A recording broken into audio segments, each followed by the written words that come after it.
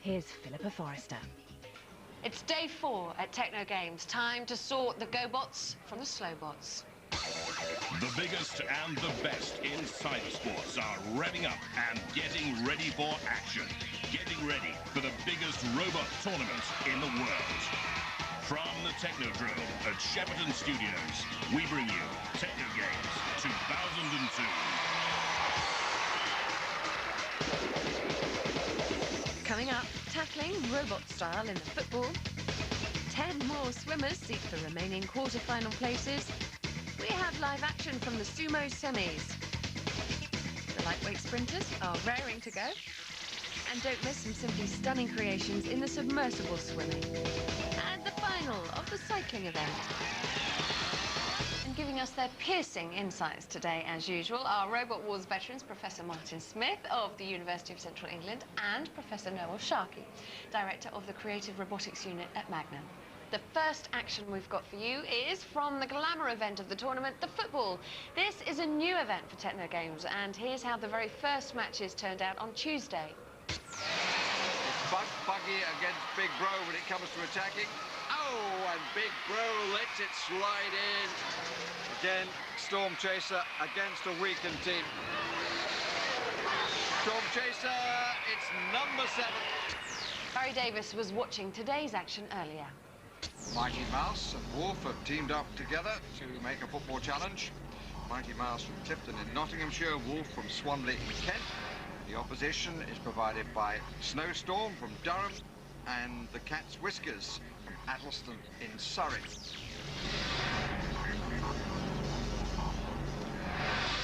Mighty Mouse and Wolf at the right-hand end. Power up. And away we go. Mighty Mouse gets to the ball first. Very nifty indeed, and it's running all along the goal line with no one there to find the finish.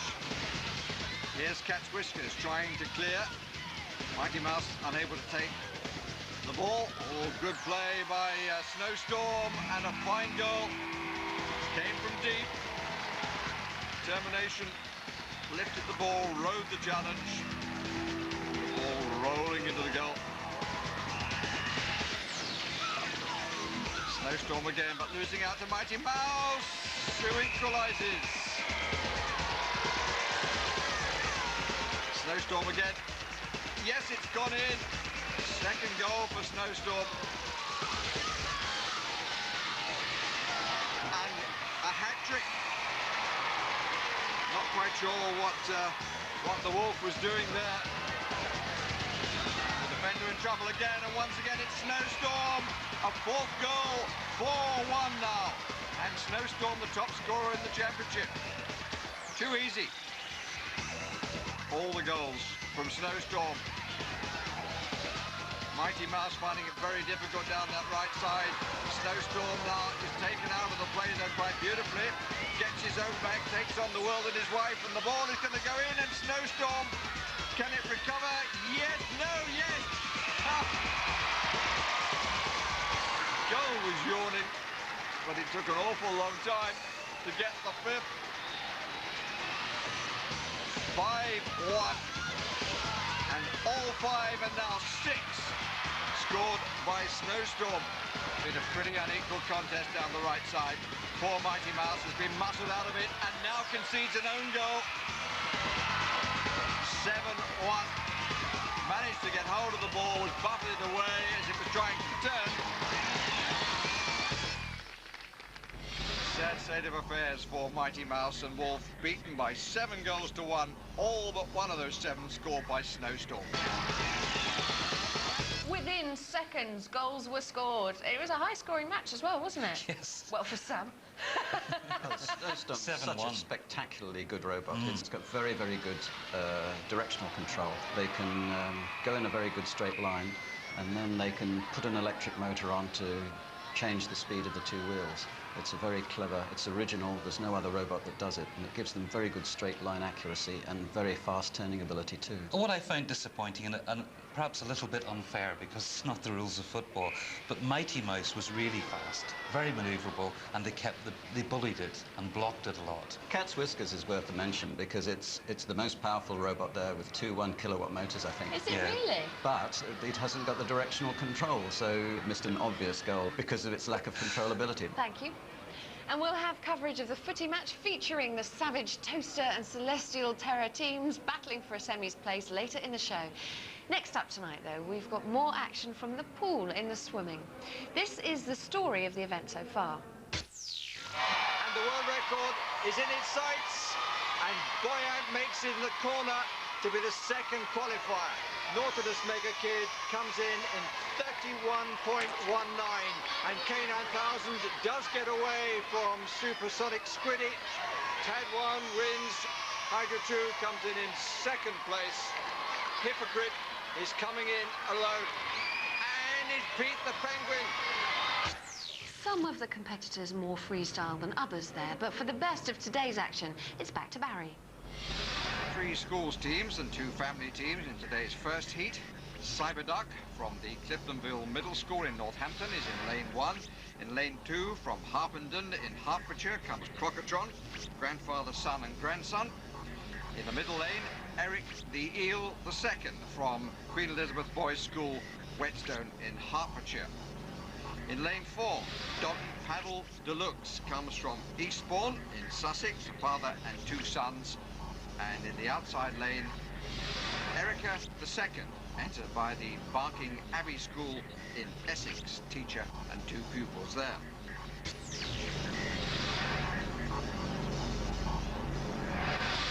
From left to right, Cyberduck, Crocotron, Eric the Eel II, Doggy Paddle Deluxe, and Erica II. Cyberduck away well, but so is Doggy Paddle Deluxe. And Doggy Paddle Deluxe now showing clear and going very well in a very fast time here. Cyberduck still in second place with the world record in danger. Doggy Paddle Deluxe comes in 16.34, a new world time. In comes Cyberduck to qualify for the next stage. The others nowhere. What an impressive performance by Doggy Paddle Deluxe. It's Crocotron comes in third, and Erica II, having started in the right lane, finishing in the corner of the left, with Eric the Eel II knowing the greater importance of taking part. So 2 qualifiers for next week's quarterfinals, and Doggy Paddle Deluxe will take a deal of beating. In with a splash for today's second heat, the Osmonds, father and daughter from Shanklin in the Isle of Wight. They are well represented in the events this year. Father, son and school friend in lane 2, Hydroduce from the Leesland Church of England Junior School, Gosport in Hampshire. In the middle lane, Cetacean, entered by the Plantsbrook School in Sutton Coldfield in the West Midlands. 6th form students and the teacher. Another robot that took bronze medal in the swimming last year, Brutosaurus from Bruton School for Girls in Somerset. Contrast, Bob in the outside lane is a newcomer, but one of 6 entries in this event from the Commodon Village College in Cambridgeshire. On the right, Bob with the red nose, green is Brutosaurus, then Cetacean, then Hydroduce, and then Splash. Hydroduce away well, so is Brutosaurus, but the steering isn't going too well. Oh, and one dinosaur overboard, and the steering continues to be bad. Even so, the time is fast. Hydroduce in second place. Brutosaurus all over the place, covering every lane possible, but finishing in an excellent time just outside the world record, 16.41. Hydroduce coming calmly home to take the second qualifying place. Dinosaur recovers from the ducking, departed halfway down the course. Paddles continued to flap, and the time was excellent. Cetacean claiming the 3rd place, but outside the qualifiers, the 2 from this heat are Brutosaurus and Hydroduce, and if Brutosaurus can keep it together and sort out the steering, a definite contender for gold this time. 6 months very well spent, because apparently that's how long it took to make Doggy Deluxe. It was fantastic, It was wasn't it? phenomenal. What a speed it went, and it broke through the records. Yep. So far, 16:34, it set a new world record. And then what did you think of Cyberduck? I thought Cyberduck was very, very good, and it would have won had it been in another race. We had some fast ones in that heat. Cyberduck was very interesting because Cyberduck had feet that went up and down, made of aluminium, but it had louvers in it, so the louvers opened when the feet went up and they closed when the feet went down, which is a really clever idea. Which is almost like the way a duck's Yes, the feet works. close when they move forwards and open when they come back. So then in the next race, of course, Brutosaurus. Now, the question with that was, if that whole hood hadn't come off, do you think they would have broken the record? It's very difficult to tell, isn't it? Because they lost weight. They lost weight. So we'd really have to time the difference in speed from when the hood was off, because they might have gone faster without the hood. And in second place, Hydrojuice, which was lovely, and Cetacea, which was also lovely. That was fast as well, 24 seconds. I mean, we're really getting up in here into very fast swimmers, aren't we? It's quite incredible, really. Thanks, guys. And there'll be the last of the swimming heats coming up on Monday. And don't forget, later in the programme, we'll have live coverage of the cycling final. But before that, we've got tonight's semi-final sumo bouts. Let's have a look at how the contenders made it this far. Ridgeback is on the swing and goes, followed by Hellbound. And they meet at the centre. Oh, but Big Bro got underneath its opponent. British Bulldog makes the challenge, but is turned aside. Mighty Mouse is dumped off the dojo. In a moment, we'll be going live to see the second sumo semi of the day. But before that, here's Barry with the action from today's first bout.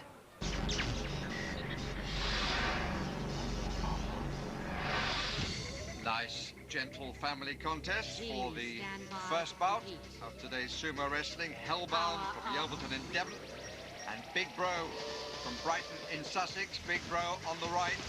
First challenge made by Hellbound. Nice bit of swinging going on here. And he gets underneath him. Oh, that's beautifully done by Big Bro. That's the whole secret of sumo wrestling. World of success. Powerful stuff there. And now let's find out who is going to take the last place in tomorrow's sumo final.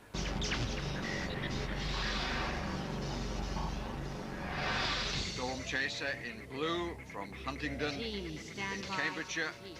Chip from Old Colwyn in North Wales. Chip will need to take a leaf out of Big Bro's book, get underneath. Oh, no! He got underneath, then couldn't control. And it's Storm Chaser who comes through. The idea was right, but he just turned his back and said, go on, chum, you're enjoying it. There was Chip among the tyres, so it's Chip against Hellbound for the bronze medal, Big Bro against Storm Chaser for the gold and silver. So Hellbound and Big Bro, I think the most exciting bout that we've seen so far. Definitely. What do you guys put that down to? One advantage that Big Bro has built in is that he has a gyroscope, electronic gyroscope, inside the robot. And he can switch that in and out. So when he wants to go in a straight line, he switches the gyroscope in, which corrects for any disturbance. And then we had the spike. Very disappointing match, that. I mean, it essentially just drove itself off, didn't it? Well, we have our finalists. Do you think Big Brother is in with a Two chance, very Big good Bro? robots. I mean, Storm Chaser has more traction, more power, everything else, but it's... I think Big Bro have more driving skill and more speed and agility. More experience and more cunning electronic devices inside. Thank you very much, guys. And we'll have the final medal showdown in the sumo for you live here tomorrow night. But from the heavyweights of the ring to the lightweights of the track, because today saw the start of one of the most hotly contested events, the lightweight sprint. Now, last year, the necessity of getting through some tough qualifiers was the mother of some very groovy invention. So much so that the Nesta Award for Innovation actually went to one of the lightweight sprinters. So let's see Cheeky Boy and the best of the rest in action. Are we going to get anything as fast as that? Well, maybe. This is Cheeky Boy going really well here. And through to the final without any question. Scuttle and Cheeky Boy, they're away together. Then Scuttle picking up all the pace, not steering terribly well. But it's still going to win in a very fast time. Scuttle gets it right. So does Cheeky Boy. Now I'm pleased to say we're joined by one of the creators of silver medalist and Nesta award-winning sprinter, Cheeky Boy, Peter. You got the Nesta prize to go to Japan, didn't you? Certainly did, yeah. And what did you see there, and how was it? Lots of things. We went to the robotic university at Osaka, which is a fascinating place. Some very clever machinery they've got there, interesting. And there was another show of robot boxing. You were interested in a whole range of Japanese technology, weren't you? Yeah, I was most impressed with some of the fittings in the hotel room. They were very clever, I thought, very innovative. Yeah. I'd never seen anything like them before. Well, you'll be relieved to know we've got your video diary here. Oh dear. Cheeky Boys in Tokyo Technology Discovery number 1, the V-Day. Hooray! What a place.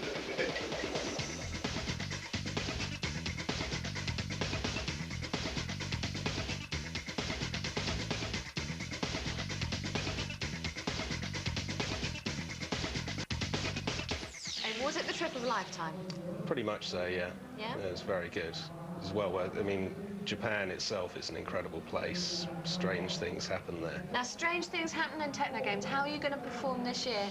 Well, I'm fairly optimistic. I've got new speed controllers, which I don't know if they will help or not, but they should give it a little bit more control. Have the nerves kicked in? You've got a lot to live up to. Yeah, well, got to try and beat Scuttle. I don't think it's possible, but I'll try. Okay. Best of luck, and thank you very much. Now, Andy had a look at this event before returning champion Scuttle and the rest of today's sprinters took up their marks. Now, this is one of my favourite events in TechnoGames. It's fast-paced, it's high-octane, and usually bits of robot go flying everywhere. It's the 15-metre lightweight sprint. What happens is our robots start over there, and they hot-foot it all the way down here to our finishing line. First one to cross that line will go through to the next round. It's quite a long way, actually.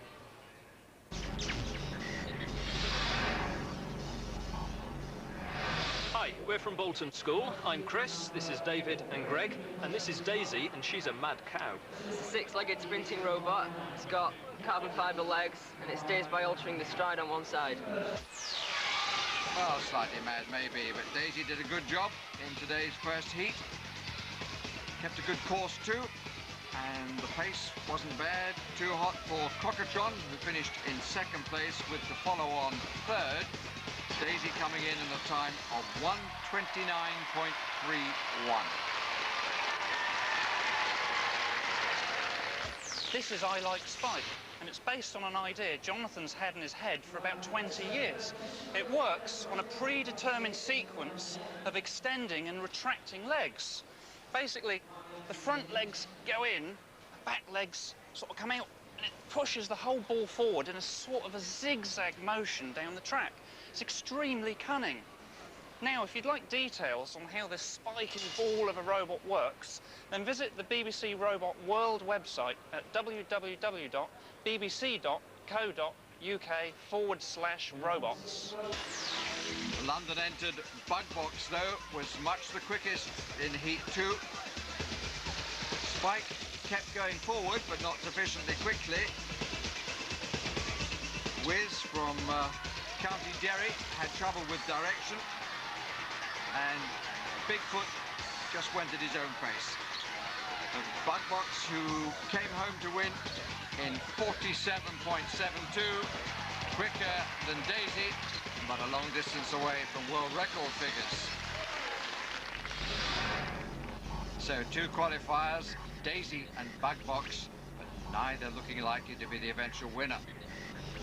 Here now in Heat 3, the defending champion, Scuttle, very much the favourite again, Mike and his son Jack from Kettering in Northamptonshire.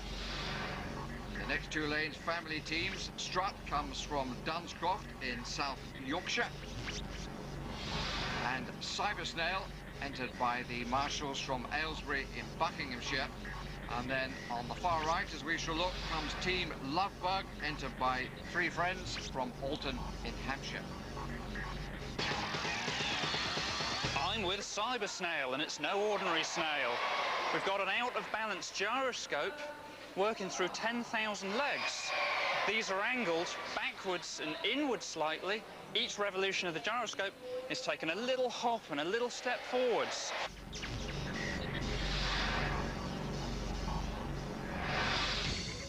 Scuttle, Strutt, Cybersnail, Lovebug.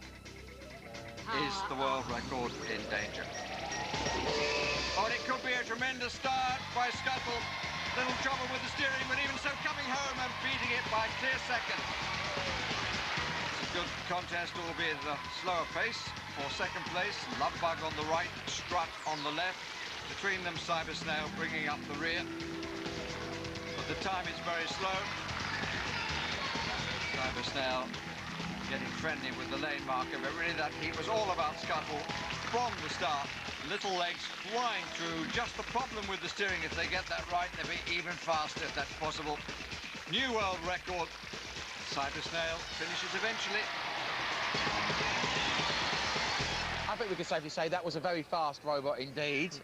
Scuttle, you must be very impressed with that. Brilliant. Now, just to bring you up to date, last time round you had the world record at 5.4, didn't you? Yeah. Well, you've smashed it. Brilliant. 4.4 this time round. Great, a whole second. Do you think you can go faster than that? Probably 3.5, I reckon, is probably the limit. Are you going to do that in the next round for us? I don't know, if I'm keeping a straight line and it doesn't blow up. I don't think our cameramen are that fast, mate, but, you know, congratulations, well done. You're through to the next round. Let's see how you do then. Thank you very much. So 3 qualifiers today, but really only Scuttle can beat Scuttle. 4.40, world record again. So I think the thing to remember here is that sprint is a relative term. Yes. Scuttle we have to immediately refer to. You have to give him credit for that, I think. Beaten his own time, he was world record holder last year. Now this year too, so far, gold medalist last year. Took another second off as well. That's right. 1 minute it was a start, next second he was at the finish. I mean, it was incredible. Yeah. However, Cybersnail, now there is a That is a fascinating machine. Flywheel, out of balance. The gyro keeps it in a straight line and vibrates it at the same time, so it sort of bounces on all these little legs, and it leaves a little trail of talcum powder behind it. Then in the next race, Daisy Sprint. What a fantastic robot. Took 18 months to build. I really was impressed. It's got 6 legs. To steer it, what they do is they shorten the length of the leg. So you shorten the length of one side, then you can steer it round. And they do that with a little lifting mechanism that just inside that just shortens it. I mean, that's a really clever idea. Yes. And then we had To Follow On came in third there, Crocodron came in second. To Follow On as a windscreen wiper. The reason is you get a built-in gearbox, and an electric motor is almost useless on its own, but it needs a gearbox, and the easiest way of getting an electric motor and a gearbox cheaply is go to a scrapyard and get a windscreen wiper motor. And then we must talk about Bugbox, which smashed its own personal best. Huge improvement. What are the stats on that? He's an artist who's cast his own gears. 10 legs. He's cast his own ball joints and made everything out of plastic all by himself. What it's got is it's got an independent motor on each side, and they've got no communication with each other. So the legs on one side are moving completely independently from the legs on the other side. And Bigfoot we should mention too. That is what you'd call a 3-legged biped, because the body is a leg. It stamps its legs forward, lifts itself up, puts the body down, uses that as a leg. I'm with you, I'm with you. And that's why it's so slow, because it's lifting itself off the ground, which takes a lot of energy. Thanks, guys. And you can see more action from the lightweight sprint on Monday. Now it's back to the training ground to see more GI bots tackle the assault course, but first a look at how the competition has shaped up so far. Just dribble it in, and now it's the tyres. Wolf finds a way through and gets to the finish. Cat Whiskers is about to score. He knocks that out of the way as well as the brakes, pushing the tyres out of the way and crossing the line. Oh, good positioning by Smash and Grab. Takes it over the ramp, has the clear advantage. The goal is scored, and Smash and Grab goes through the tyres, driving through 40.16, and Sprocket claims the high ground. Big Bro gets through on the inside of the blocks. I'm not sure about that. Beautiful goal scored there. The advantage is with Big Bro, who makes light of the tyres. Barry saw the best of today's action. Captain of Shred, Paul Hunt, says he likes building silly things that should do something useful. The opportunity comes now for this team from Leamington Spa. They take on Technomoth from Hemel Hempstead in Hertfordshire, a family team, mum, dad, and son.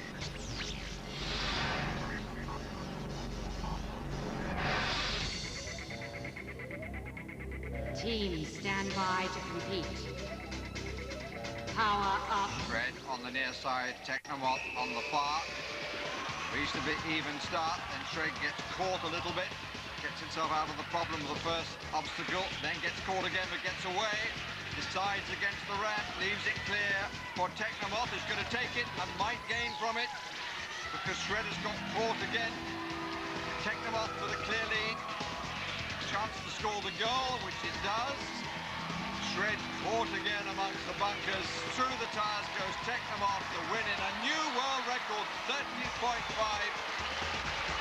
Shred finally bashes away through the tyres, but he's well beaten. This was the key. The ramp was left available and Technomoth took it. The goal scoring a touch dainty, but it was through the tyres simply enough for a new world record. Heat 2, something of a West Country contest with Cobra coming from Taunton in Somerset. Kevin Stone and Julian Brown taking on Hellbound from Yelverton in Devon. The Wilkinson family.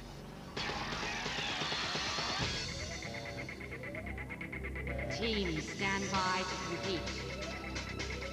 Power up. Cobra all of a spin at the start. Hellbound making slow progress. Cobra can't sort it out at all. Just going round in front of the starting line. Hellbound through the first obstacle. And Cobra is out of the contest. It's Hellbound against the clock. Got to get this right on the ramp though. Go on, put down and go for it. Now it's a question of scoring a goal. Wasn't the most comfortable landing off the ramp. And difficulty here.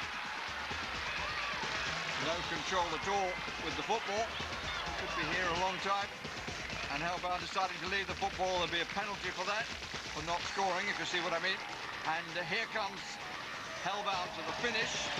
But there will be penalty time added. A minute, in fact, 2:10.50. Cobra not only didn't finish, it barely started. Two very interesting heats. We're seeing from Technomoth exactly what we thought we should see.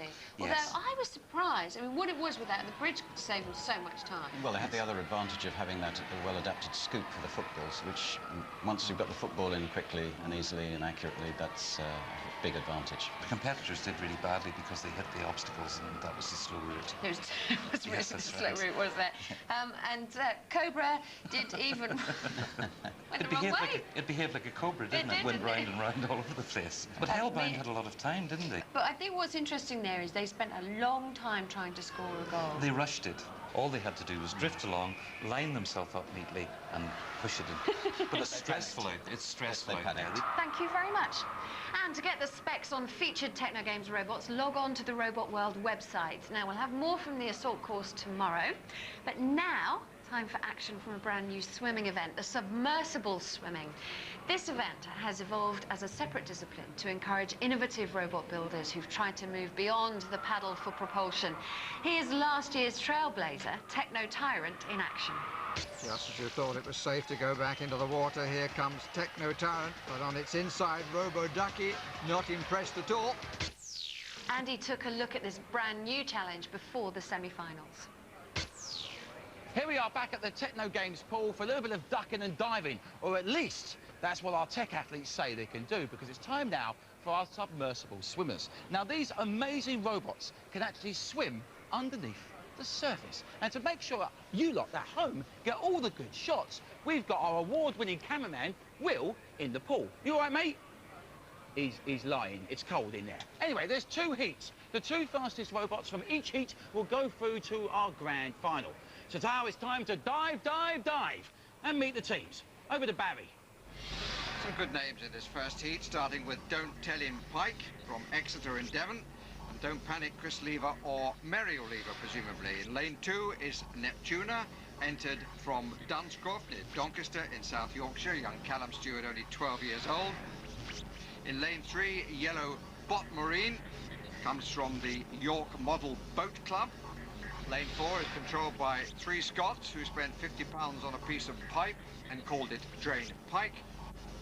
And in the outside lane, Henry, entered by the multi-robot Cook family from Tewkesbury in Gloucestershire. Don't tell I'm Pike, and my word, this thing's got a microprocessor in it, 14-bit. It processes 1 million pieces of information per second in order to send the signals to the 2 servos here to control the rate, pitch and amplitude of the tail. Do you know, I think this fish has more technology in it than we've ever seen on TechnoGames.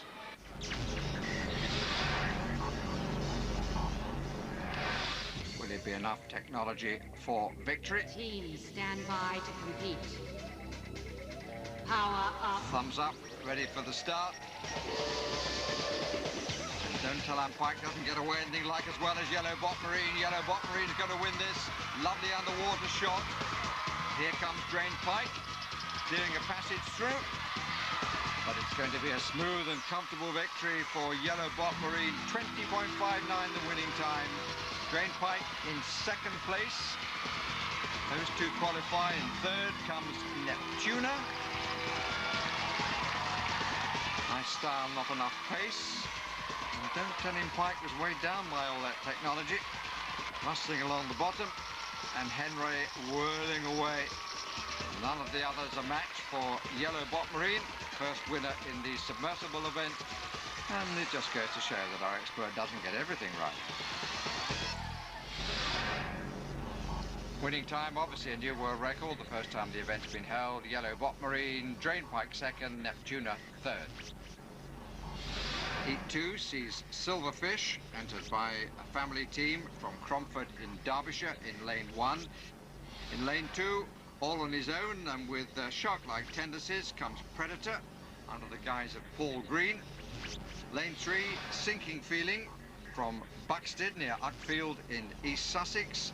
Father and son, they find sharks on both sides of them because in lane 4 comes Techno Tyrant, the other half of the shark building team from Croxley Green, now mother and son. And in the outside lane is Jack Flash from the Bedard team, Chalfont St Giles in Buckinghamshire. Now I'm here with Silverfish. Take a look at this. We've got 16 NICAD cells in here strategically placed for balance and ballast. We've got an ingenious worm-driven pulley system buried inside, which produces a constant pulling motion that alternates between each side on the tail. That in itself induces a chorangiform swimming motion, which is basically the whole tail and rear part of the body acts like a normal fish. This is an extremely high-quality build, and that's what we want on TechnoGames. Hi, I'm Paul, this is Tom, this is Izzy. We're Team Flash, and this is our robot, Jack Flash. It's a fully submersing robotic fish. It's got 3 motors all joined together, give it extra power. They drive through a band, through into a gearbox, and that waggles the tail, and off it goes. And we're going to knock the competition dead with this. They're going to be standing.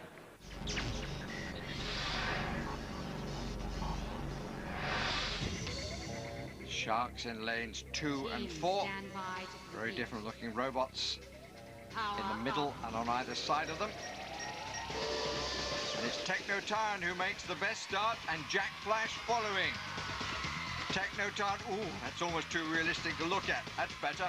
Techno Tyrant's going to win and Jack Flash following alongside Techno Tyrant with a very good time, very nice motion. What's happened to Jack Flash? Oh, qualified underneath him. I was worried for just a minute. Who's going to take the 3rd place? It looks like Sinking Feeling, but the Durrants will have that because only the first 2 qualify for the final. 2 non-finishers, 1 shark and 1 silverfish. The slower heat, but Techno Tyrant and Jack Flash both qualify for tomorrow's final. The winning time, 26 seconds. I think these have got to be the most impressive robots. A, they're beautiful to watch, yes. and B, they are a real achievement, aren't they? They Working in a indeed, different yes, medium. yes. And what do you think of the ones we've just seen? Techno Tyrant. We gave that last year the award for being the most animal-like, and they ran it again this year, but it looked to me like it was much faster than last year. It was quite surprising. And what they've done is they've moved the rudder from the back to the front. Yeah, Jack Flash is fascinating because he made that beautiful machine in a mould in his wife's oven using just ordinary materials he got from his local model shop. But then back we had yellow bot marine in the other race and drain pipe. What did you think of drain pipe? It was very good, but not so animal-like, really. No, absolutely not. And it's one of the aims of TechnoGames, of course, Yes. natural movement. Yes. But as you said earlier, Martin, natural movement means? It means it's going to be slow. Yes. It's complete nonsense. If you put a real tuna in there, it would go really fast. Technology No way. wins nature every time. I'll stop you there. Thank you, guys. We'll have the climactic action from the submersible swimming final live in tomorrow's show. But now more action from the football pitch, where, of course, a place in the semi-finals was at stake. Barry Davis was there as the competition got serious. North and South combination, Celestial Terror and Smash and Grab. First from West Yorkshire, the second from Lancing in Sussex. And they take on Savage Toaster from Milton Keynes and AAT from High Wycombe.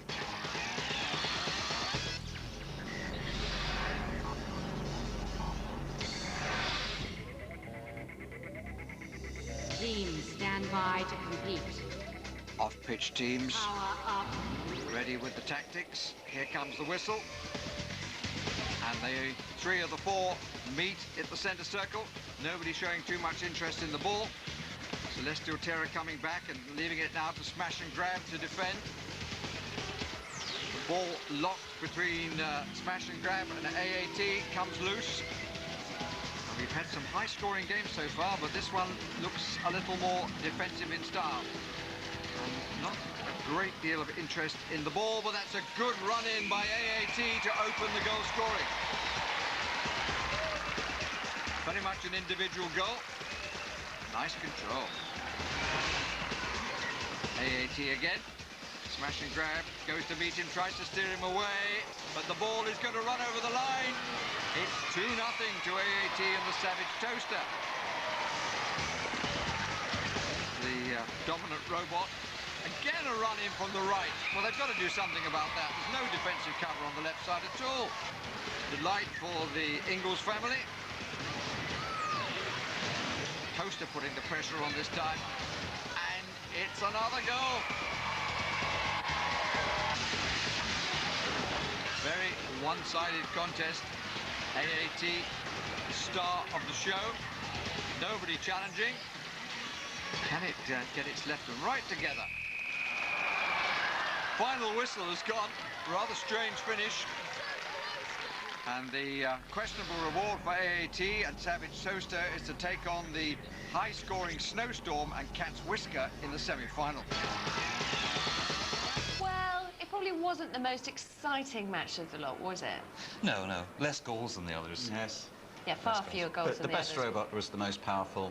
It was the most technically sophisticated. It's got an electronic gyroscope in it, which enables it to go in a very straight line when it wants to. Yeah. So that's one of the reasons it was the most successful goal scorer. Well, Smash and Grab wasn't too bad. It made a valiant effort, but the Toaster didn't do much. It would have been better in goal, I think. Who would you like to see AAT and Savage Toaster up against, and what would make the best match, do you think? The best one is Big Bro. Yeah, but it's difficult to tell what you'd like to see Savage Toaster and AA up against, because you'd like to see Big Bro up against Storm Chaser, probably. Yes. Thanks again. Next up, we've got the live cycling final for you. This is how the finalists made it here. As it comes to the finishing line. And it's a new world record. Very clever machine. And it turns back towards the finish to be picked up at 106.87. Well, now we can go live to Andy down by the track. Andy, we've seen the technology come on leaps and bounds since last year. So who's looking good down there, apart from your good self, of course? I've got to be honest with you. This is too close to call. I don't know. I don't know which one of these teams is going to be walking away with the gold medal. First of all, Looney Team. You're making yourselves really difficult here with just one wheel. Why? Why not get stabilisers and have another wheel? Well, we found that the wheel was the most simple thing and the most reliable thing. It doesn't have any problem balancing when it's moving. And over here, what? You have the world record. You did it in the heat. Yeah, you shaved 10 seconds off.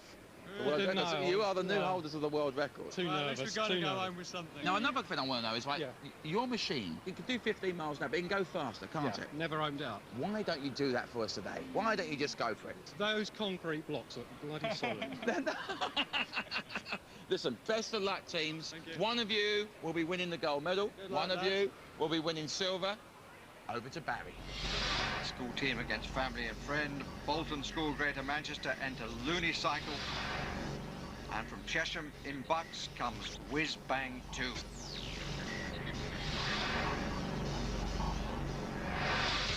Looney Cycle in the back straight. Team, stand by to compete. Whiz Bang 2 in the home straight. Power up. 2 laps of the track going for gold. And down goes Whiz Bang, but it's up again as Looney Cycle has the early advantage. Being chased though now by Whiz Bang, going at the greater pace. Lovely little turn into the bend. It looks so realistic. Looney Cycle losing pace and therefore losing balance and control. And Whiz Bang goes round the outside of it. It has to win. Looney Cycle up and running again. But Whiz Bang coming down the home straight to take the victory. Looney Cycle then has a collision with the wall. It's an unfortunate end for Looney Cycle. But a brilliant performance by Whiz Bang 2. You can't ask for more than to win a gold medal in a world record time, and that's precisely what Whiz Bang 2 has achieved. They've overcome the steering difficulties which so plagued them last year, and to the crowd's applause, have taken the gold medal in a time of 28.97. Looney Cycle, the silver medalists, and Bob's Bike, the bronze. Fantastic. Looney, so I thought we had it in the bag. Oh, yeah, well, we just found it really difficult to navigate it at low speeds in this sort of confined area. And you were running around like a trooper. Yeah, I've got to make sure it doesn't completely destroy itself like it did last time. Steve is behind me, which means only one thing, that the medals are here. It gives me great pleasure to give you the silver medals. Ladies and gentlemen, big round of applause, please, for Looney Cycle! And over here. Now, Ryan, at the beginning of this, you were a little bit, you weren't too happy. Oh, no, I was very nervous. I was like... Well done. In fact, I've got to say, you had us worried at the beginning because we went green light and you just fell off. Once Gordon got it running again, I was all right then. Did you open it up? It seemed a little bit faster this time round. Still, no, I wasn't going to use maximum. So no, still more power. That was half to 3/4. Are you going to come back next year? Oh yeah, absolutely. With a different round. With a different round, yeah. All right, guys, well done. Once again, here are the TechnoGames gold medals. Ryan, I give them to you. Well done. You are our gold medalists. Whiz Bang 2! Well, that to me is what TechnoGames is all about. Incredible, yeah. Creativity, huge creativity and imagination, and then the technical wizardry to make it all happen. Whiz Bang wins. Yep. Whiz Bang gets the gold with a great time. 28.97. Yeah. That's very good. And what did you 50 think meters. of the technology there? Whiz Bang was very good, and it was also really nice to see it, the way the servo tilted the little man over, and it looked really realistic, didn't it? But for me, hat off to Looney Cycle. Yeah. I think that was extraordinarily creative. That's the kind of thing I really like to see. I think that's what TechnoGames is for. How did it work, Mark? It's a clever combination of having a fairly heavy wheel, but having most of the weight, the batteries and the motors, below the level of the axle. Another clever aspect of it was the steering. Yes. They have 2 electric fans which just blow air one way, which tends to tilt it the other way. Thank you very much. And remember, you can cast your online vote for your favourite robot in our People's Vote. Here are the robots you can pick from today's competition. Spike, not a record smasher, but a surreal design.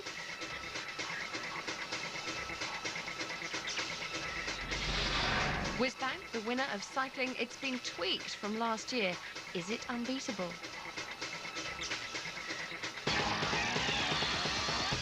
Coming up tomorrow, heats in the rope climb, semis in the football, plus finals in the sumo, micromouse and submersible swimming. But that's it from today at the Technodrome, where we saw shark-like Don't Tell Him Pike, one of the most sophisticated robots in the tournament, with a 14-bit microprocessor and 1 kilobyte of code, sink like a stone, which should allow all mammal and marine life to breathe a sigh of relief. At least until next year. Good night.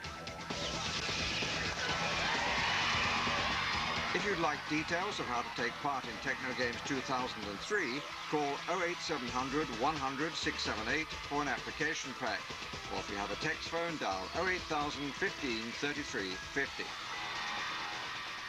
BBC Two back at the TechnoGames then tomorrow night at 6:45. Over on BBC One now, it's EastEnders.